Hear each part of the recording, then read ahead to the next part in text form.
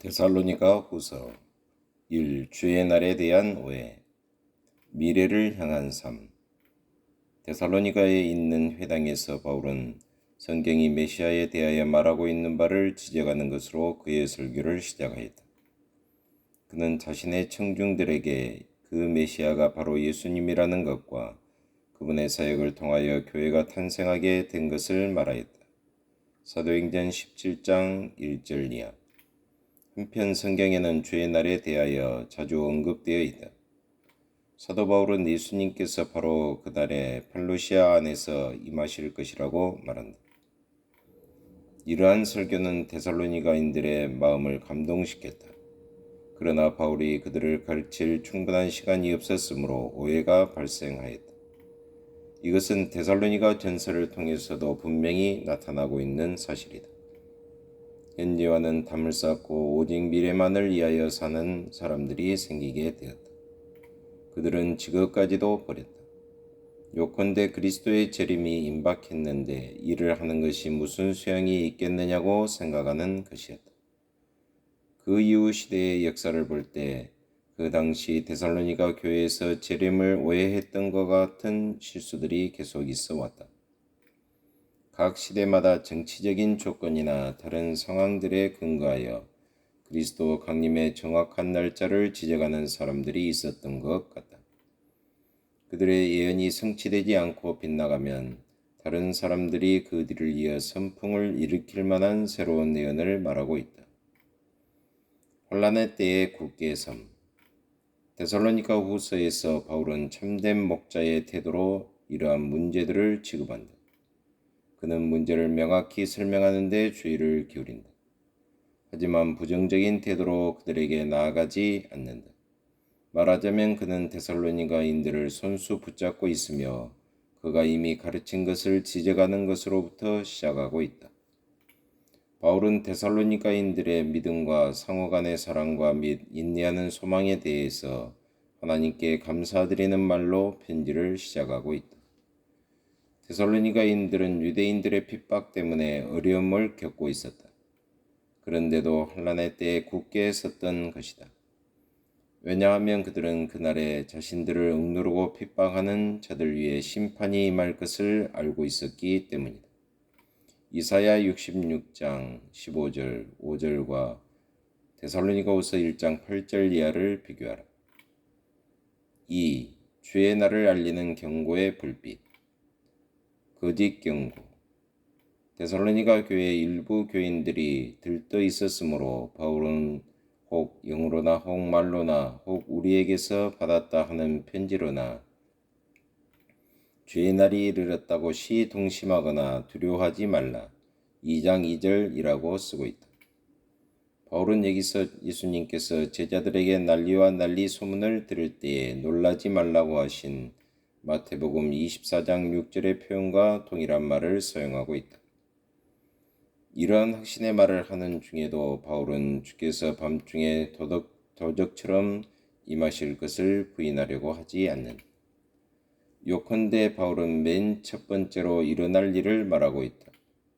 주님께서는 거룩한 곳, 즉 성전에 있는 멸망에 가증한 것에 대해 말씀하셨다. 마태복음 24장 15절. 먼저 언약으로부터 돌아서는 배교가 두렵고 추한 모습으로 나타나게 될 것이다. 바울이 말하는 불법의 사람이 스스로 하나님의 성전에 서서 마치 왕인 것처럼 다스리려고 할 것이다. 예루살렘에 임하는 언약의 심판. 우리는 본문과 에베소서 2장 21절, 고린도전서 3장 16절, 그리고 고린도후서 6장 16절에 하나님의 성전을 바울이 상징적인 용어로 말했다고 그것이 교회를 의미하는 것이라고 생각해서는 안 된다. 주님과 마찬가지로 바울도 그릇된 메시아에 대한 기대 속에 살면서 예루살렘 성전을 온갖 가증하고 더러운 우상의 소굴로 변질시키는 언약 백성들의 불법, 이것은 마태복음 24장에서 두드러지게 나타나고 있는 또 하나의 주제이다. 과 불순종에 대하여 말하고 있는 것이다. 바울은 예수님의 말씀을 어떤 미래의 적그리스도나 조직적으로 무장한 세계적 독재자를 의미하신 것으로 받아들이지 않는다.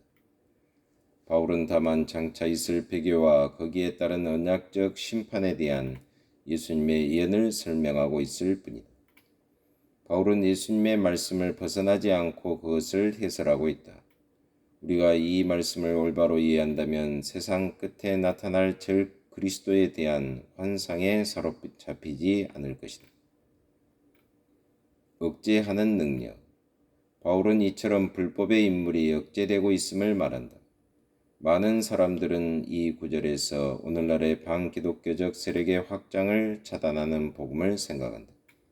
그러나 이러한 해석도 바울이 세상 끝날에 나타날 어떤 인격적인 그리스도에 대하여 말한다고 생각하는 잘못된 억제 세력으로서 이 유대인의 폭동을 얼마 동안 저지시키는 역할을 했다고 추측하였다. 그러므로 하나님의 참으심에도 한계가 있는 것이다. 복음을 배쳐가는 자들은 궁극적으로 잘못된 세력, 즉 우리들에게 거짓을 믿게 하는 세력에 굴복하게 될 것이다. 이러한 사실 때문에 데살로니가인들이 두려워해서는 안 된다. 오직 살아계신 하나님에 대한 예루살렘의 집중적인 배교가 있은 후에 그리스도께서 나타나실 것이다. 그러므로 데살로니가인들은 악하고 거짓된 자들, 참조 요한계시록 2장 2절의 말을 들어서는 안 된다. 믿음은 모든 사람의 것이 아님이라. 주는 미쁘사 너희를 굳게 하시고 악한 자에게서 지키시리라. 3장 2, 3절. 교회의 배교. 예수님의 강림의 징표에 대한 바울의 예언은 예루살렘이 멸망하던 AD 70년에 이루어졌다. 그러나 예수님은 아직 오시지 않았다. 바울이 묘사하고 있는 먼저 언약으로부터의 배교가 있고 하나님의 성전 안에서의 불법이 성행하고 끝으로 전 교회의 배교가 일어난다는 사실은 교회사에서 반복적으로 나타나고 있다. 그러므로 우리는 데살로니가후서 2장이 마지막 때가 왔을 때에야 성취되는 것이라고 생각해서는 안 된다. 바울의 말은 이미 성취된 것이다. 예수님의 강림에 대한 증표는 AD 70년에 예루살렘에 있었던 역사적인 재난이다.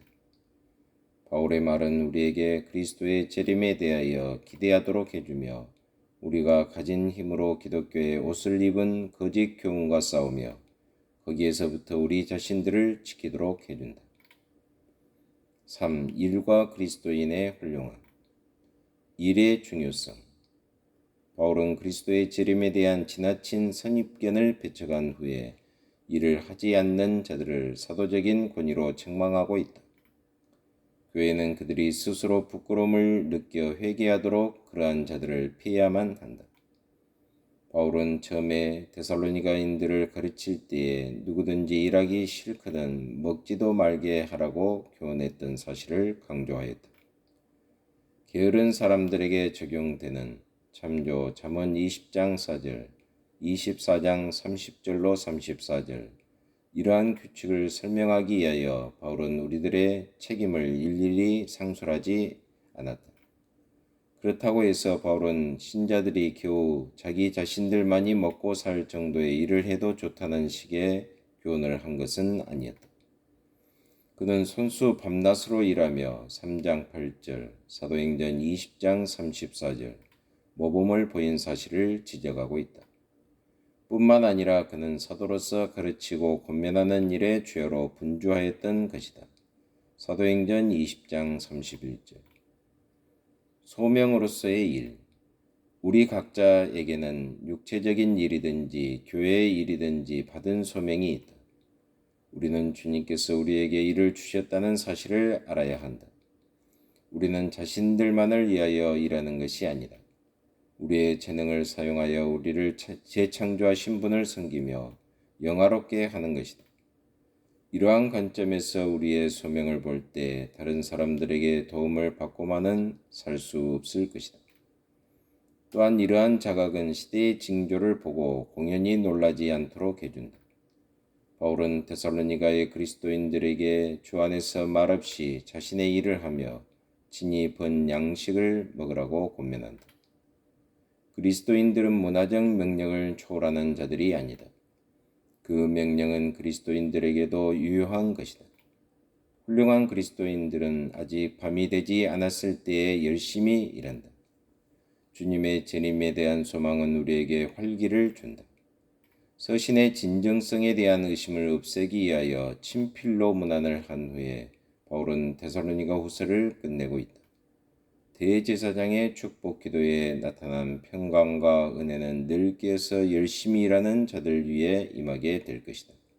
민수기 6장 25절 26절. 하나님 아버지 참으로 감사합니다. 오늘은 데살로니가 후서를 살펴보게 하심을 참으로 감사합니다. 계속해서 주님의 재림을 대망하면서도 저희들의 맡겨진 사명을 최선을 다해서 완수하는 저희들의 삶이 되게 하여 주옵소서. 예수 그리스도의 이름으로 기도하옵나이다. 아멘.